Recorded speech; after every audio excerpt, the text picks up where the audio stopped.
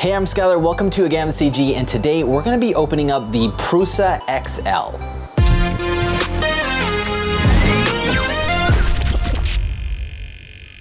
So since I've started 3D printing, I've been using the PRUSA Mark III.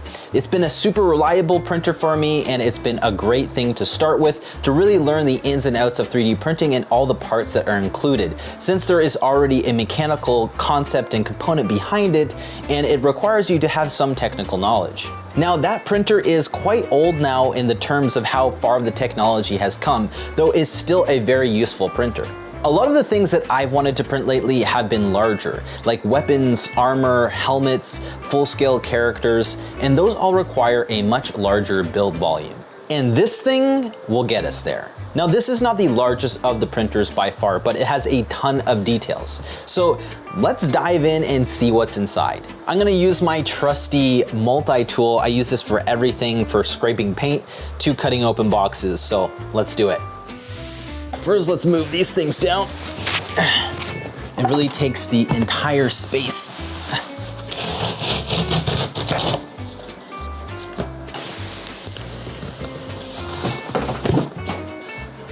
Wow, this thing is huge already. It's most of my table, which is a massive table.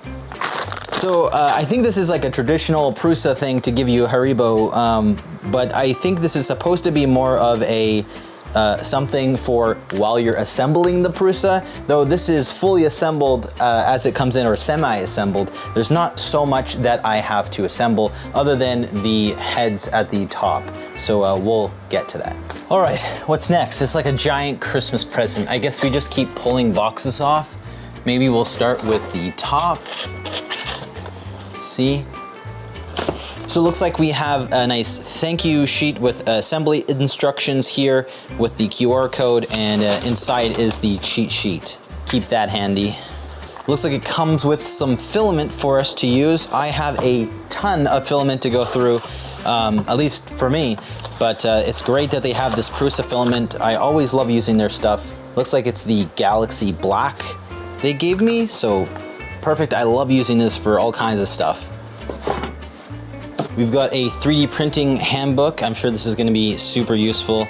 Most things are online, it even comes with some stickers, which is nice. And I'm sure a lot of useful information for calibration and things like that will be in here. So another thing to keep super handy. We've got another big box. Looks like this is one of the multi-tool neck extruders, and I should have about all 5 of them.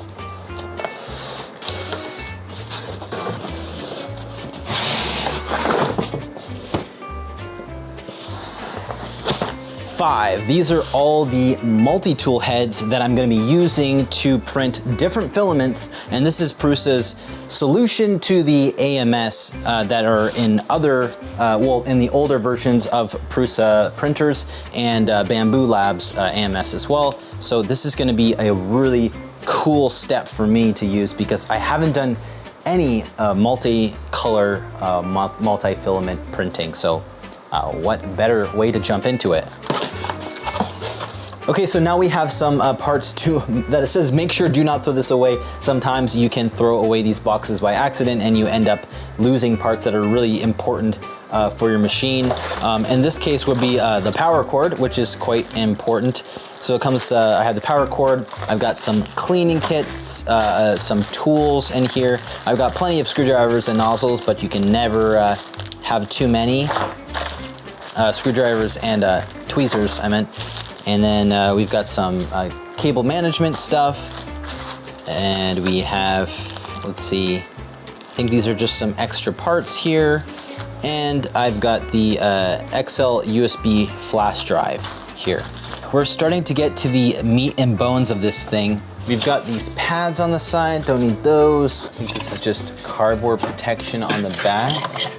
Little hidden compartment here. This could be another thing they should probably put don't throw away on here because I almost missed that. And this is the LCD for the machine. Looks like that isn't quite on yet. Probably for shipping to make it easier so you don't damage it.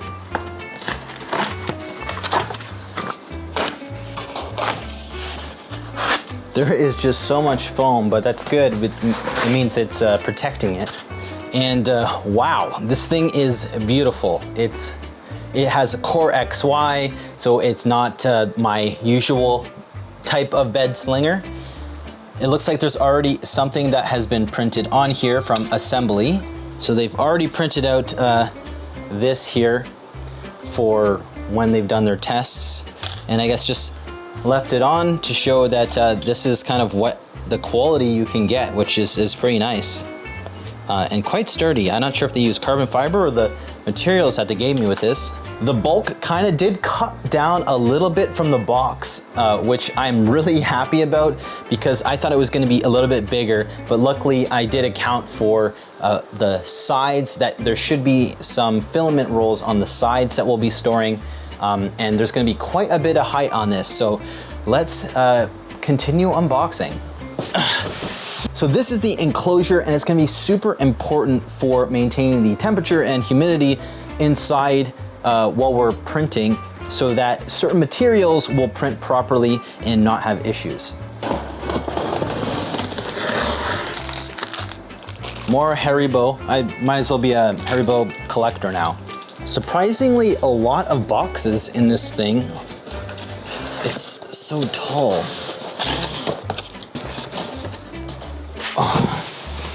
This one was tough to get out. And again, we've got another thank you with the assembly instructions and a cheat sheet. So a couple cheat sheets for screws and bolts and stuff that we need for both things. So more box within box.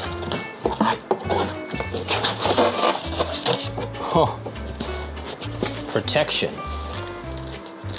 So we've got some door seals, enclosure accessories, getting some metal pieces here. Find out where all these go.